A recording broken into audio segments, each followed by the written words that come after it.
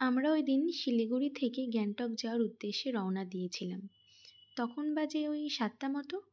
সকালবেলায় বাবা আর আমার হাজবেন্ড গিয়ে কিন্তু গাড়ি বুক করে এসছিল।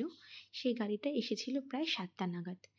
যেতে যেতে মাঝপথে না খিদে পেয়ে গিয়েছিল, তো গাড়ি থামিয়ে আমরা এই পাঞ্জাবি রেস্টুরেন্ট থেকে সকালবেলার ব্রেকফাস্টটা সেরে নিয়েছিলাম। ব্রেকফাস্টে ছিল রুটি, ডাল, সবজি, আলু ভাজা আর ওদের স্পেশাল আচার। খেতে মোটামুটি ভালোই লাগছিল। আর এটা ছিল আমাদের গ্যাংটকে নেওয়া হোটেল রাইজিং ইন। এখানে রিসেপশনে বসে আমরা একটুখানি রেস্ট নিচ্ছিলাম।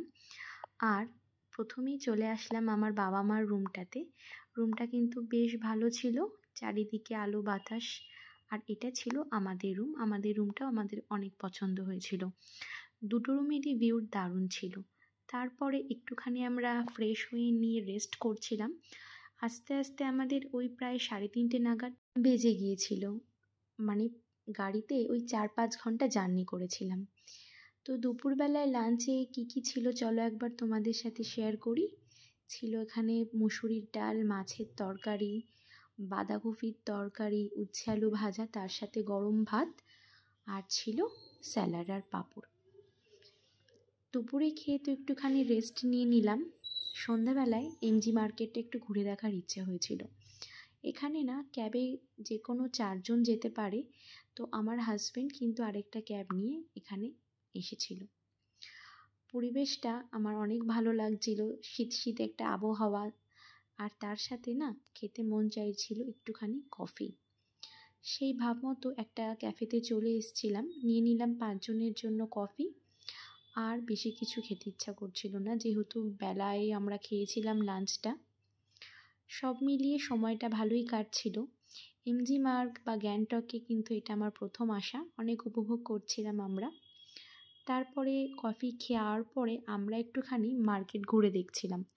তো আমার মা এখান থেকে কিছু শপিং করে নিল শীতের, আর কালেকশানগুলোও ভালো ছিল। তো আমি, মা, বাবা ওপরে ছিলাম, আমার হাজব্যান্ড আর বোন ওরা নিচে ছিল। তো হাজব্যান্ড ফোন করে নিল আমাকে।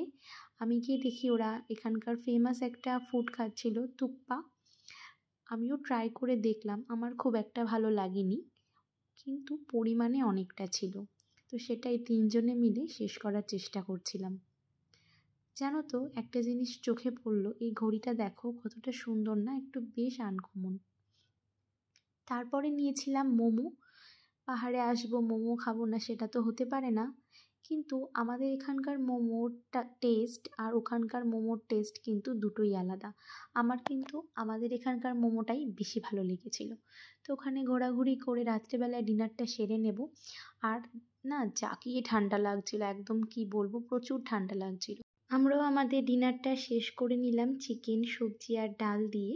তো আমার ভিডিওটা কেমন লাগলো জানিও। সবাই ভালো থেকো, ততক্ষণের জন্য টাটা।